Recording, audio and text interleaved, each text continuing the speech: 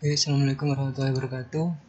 Nama saya Abdul Ta'adillah, NRP 5214100058. Di sini saya akan jelaskan tentang managing desktop. Apa sih managing desktop itu? Di sini managing desktop itu terdiri menjadi 3. Yang pertama ada desktop environment, ada Windows Manager, terus ada compositing. Yang pertama, apa sih desktop environment itu? Desktop environment itu bisa diartikan sebagai tampilan grafis antarmuka atau disebut GUI yang didesain untuk mempermudah user. Jadi untuk mempermudah kita dalam mengakses dan menggunakan fitur-fitur dalam sebuah paket sistem operasi. Jadi desktop environment itu memudahkan user untuk mengakses seperti ini. Tapi dalam hal ini user tidak dapat mengakses mutlak sebuah sistem operasi. Jadi user hanya dapat memerintah itu secara terbatas dan bisa juga menggunakan command line dalam Windows atau terminal di dalam Linux. Desktop environment ini terdiri dari kayak icons, ini icon, terus ada Windows, ada toolbar, folder, dan wallpaper, ini wallpaper, dan ada shortcut atau desktop itu juga ada. Kalau di Linux, desktop environment terdiri dari ada GNOME, KDE, XFACE, dan LXDE. Selanjutnya yaitu ada Windows Manager. Sebelumnya kita perlu, apa sih bedanya antara desktop manager dan Windows Manager? Perlu diketahui, untuk desktop umumnya mempunyai fitur taskbar, drag and drop, serta berbagai fitur lanjut yang memanjakan mata, sedangkan Windows Manager hanya sekedar pengatur atau manajer untuk aplikasi yang sedang berjalan. Windows Manager hanya mengatur Windows aplikasi. Desktop umumnya membutuhkan memori yang lebih gesit. Jadinya untuk Windows Manager itu lebih membutuhkan memori yang kecil, sedangkan untuk yang Windows Manager itu kecil dan Desktop Manager itu membutuhkan memori yang lebih besar.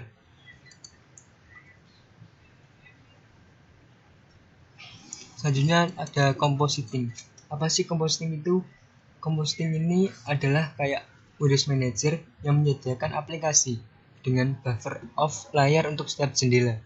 Jadi Windows Manager ini komposit buffer jendela ke dalam sebuah gambar yang mewakili layar dan menulisnya ke dalam memori display. Jadi sebuah komposit itu kayak gini misalnya. Ini adalah sebuah komposit, dia bisa menghilang, bisa memudar, scaling atau blending. Jadi kayak seperti ini, bisa tampil, bisa menghilang. Ini adalah sebuah compositing. Dan di dalam desktop environment juga memudahkan kita untuk mengakses icon-icon seperti ini. Ini adalah sebuah tampilan dari GUI. Selanjutnya di managing desktop ini kita akan belajar tentang bagaimana sih cara menginstal aplikasi di Linux ini. Kebetulan di sini saya menggunakan Debian. Pertama, pilih application di pojok kiri atas, selanjutnya pilih terminal.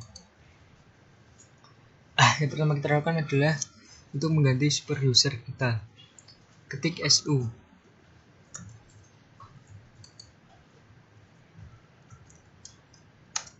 Selanjutnya masukkan password kita, tekan enter. Di sini kita sudah di root istilahnya, kita sudah masuk sebagai kayak administrator dari Debian. Untuk menginstal aplikasi kita perlu tahu daftar. Kita punya menginstal aplikasi apa sih? Di sini saya akan menginstal sebuah aplikasi yaitu Audacious, yaitu alat pemutar musik yang ada di Linux. Yang pertama, Kita untuk menginstal ini klik dpkg -i. Selanjutnya kita masukkan nama file. Udah. Kemudian tekan enter. Di sini akan diproses dan akan terjadi. Sudah, ini kita sudah jangan diproses aplikasi yang sedang kita install. Setelah ini muncul, itu tandanya instalan kita sudah selesai dan sudah ini. Untuk melihatnya kita dapat, tadi kita menginstal Audacious yaitu pemutar musik, kita cari di sound and video ini. Ini adalah aplikasi yang kita install tadi. Selanjutnya, atau mungkin kita ingin mencoba-coba untuk menguninstall dari aplikasi tersebut, ketik apt get purge, kemudian masukkan yang nama file yang kita install tadi. Ini ada sebuah peringatan apakah kita ingin melanjutkan untuk menghapus aplikasi yang telah kita tadi. Ketik Y untuk melanjutkan. Dan ini adalah proses untuk menghapus dari aplikasi tadi. Sekarang kita buktikan apakah benar sudah terinstall. Oh ya, tadi di sini ada Audacious, sekarang sudah tidak ada Audacious lagi atau pemutar.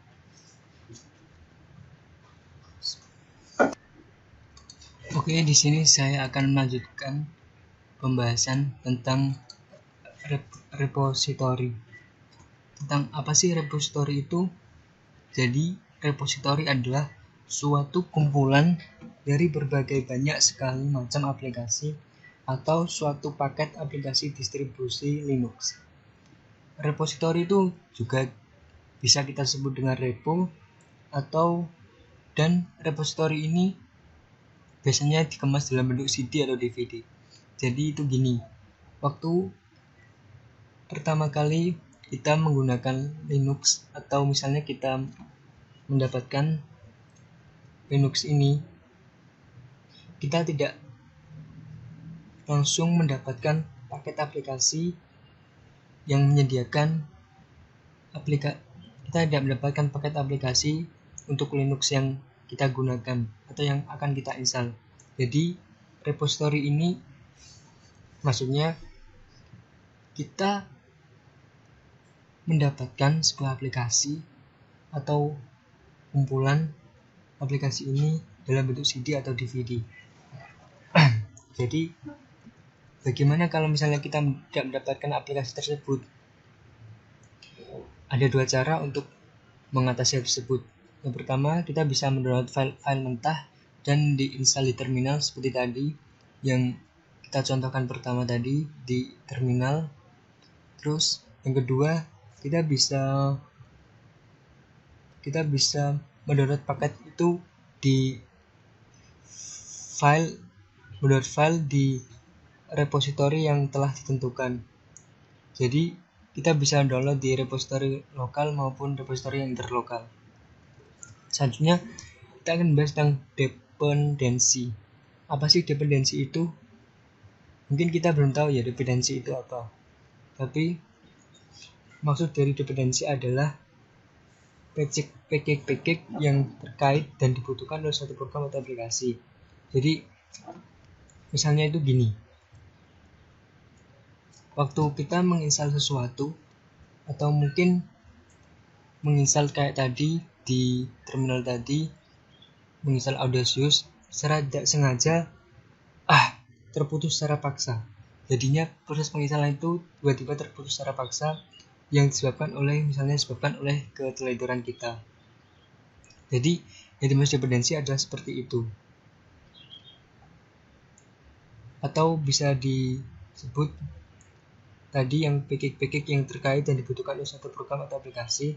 Jadi package ini bisa saja saling membutuhkan dengan yang lainnya dan bisa berlanjut sampai tidak ada package yang dibutuhkan lagi. Jadi contoh mengenai dependensi ini, misalnya kayak sebuah aplikasi membutuhkan sebuah library dan library tersebut membutuhkan library yang lainnya. Jadi saling berkaitan. mungkin saja tentang dependensi dan repository.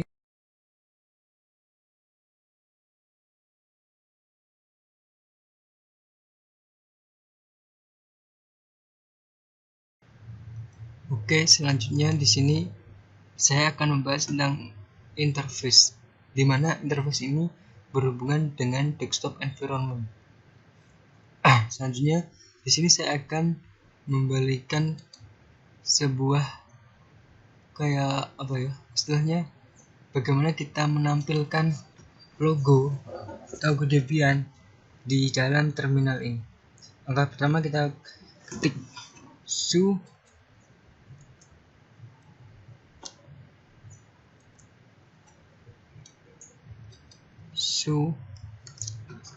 setelah kemudian masukkan password kita.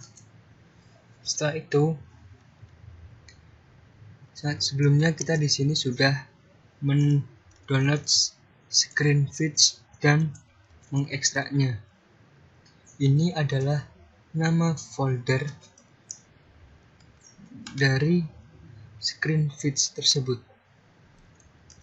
Screenfeed ini adalah sebuah aplikasi di mana kita dapat menampilkan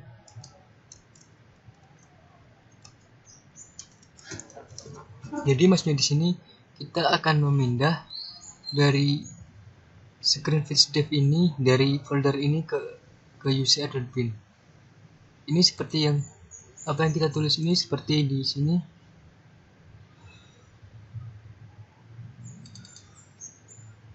Seperti ini.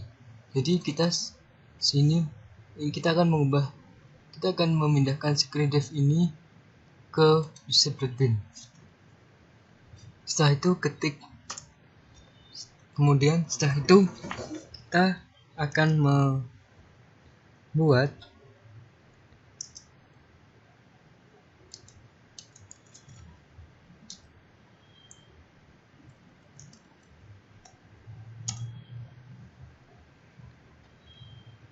langkah selanjutnya adalah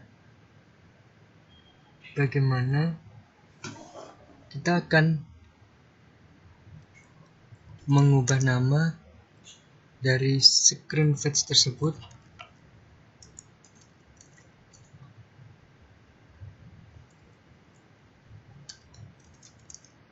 menjadi Screenfeed biasa agar memudahkan kita untuk mengakses. Setelah kita mengubah namanya, kita pakai chmod 755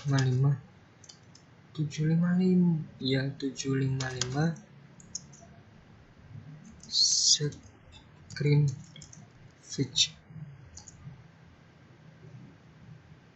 Kemudian kita masukkan Screenfeed dan cara inilah dari apa yang kita maksud dengan menampilkan logo dari Debian.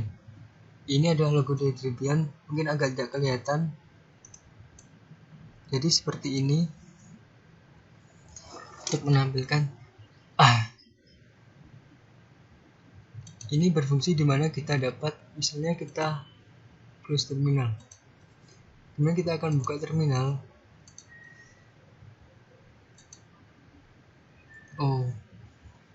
Dan ini sudah buka terminal. Selanjutnya kita akan mengubah bagaimana dengan mengubah desktop background.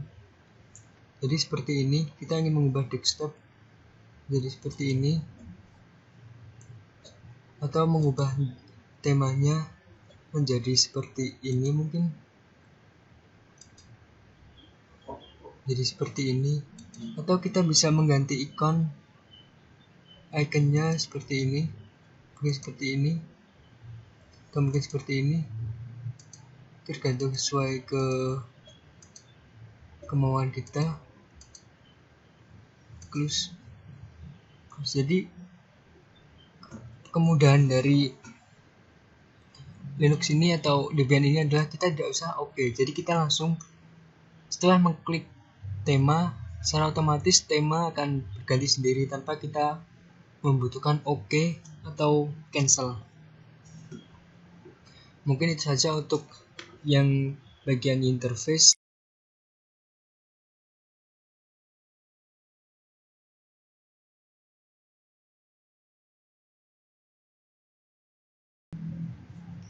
Oke, selanjutnya di sini saya akan membahas tentang user management. Jadi di sini saya akan membuat sebuah user. Pertama kita cari terminal, kemudian tekan S.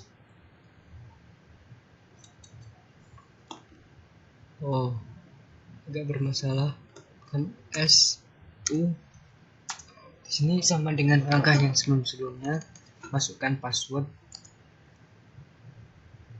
Setelah itu di sini untuk membuat password ada pertama yang kita butuhkan adalah kita buat ketik user add, kemudian pilih nama yang akan kita jadikan sebagai username. Di sini saya menggunakan membuat user add yang bernama sysop.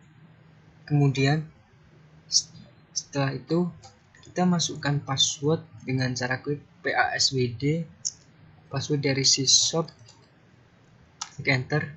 Kemudian kita akan suruh masukkan input password sesuai keinginan Anda. Saya di sini 1 2 3 4, enter. 1 2 3 4. Sudah. Jadi di sini kita sudah berhasil membuat username sysop dengan password 1 2 3 4. Kemudian bagaimana cara kita masukkan ke grup wheel? Pertama, kita membuat di add group dulu, membuat grup wheel. Ini kita sudah selesai membuat grup wheel. Kemudian kita akan memasukkan user sysop tadi ke dalam grup tersebut, grup wheel sysop. Ini kita sudah sysop yang username yang telah kita buat tadi sudah masuk ke dalam grup wheel. Kemudian untuk mengecek apakah sudah masuk, kita bisa mengklik ini untuk membuktikan apakah sysop sudah masuk ke dalam grup. Jadi ini adalah folder sysop sudah masuk ke dalam grup wheel. Selanjutnya yaitu kita akan membuat user yang bertindak sebagai user system. Yang pertama sama ketik su, masukkan password. Kemudian setelah itu kita akan membuat user add seperti kayak tadi. Kemudian main R ini berguna untuk mengubah atau istilahnya menjadikan username yang akan kita buat tadi sebagai sebuah user system. Kemudian kita pilih nama yang akan kita buat. Di sini saya menggunakan Abdil. Kemudian setelah itu masukkan password dari Abdil. Saya menggunakan passwordnya NRP saya, 3 digit NRP saya terakhir 058.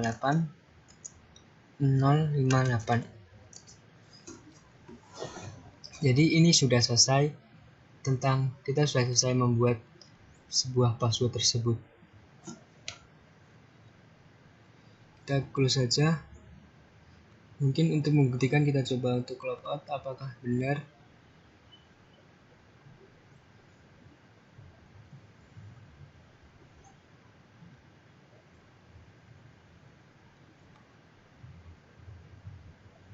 Jadi di sini kita mempunyai dua. Yang pertama sysop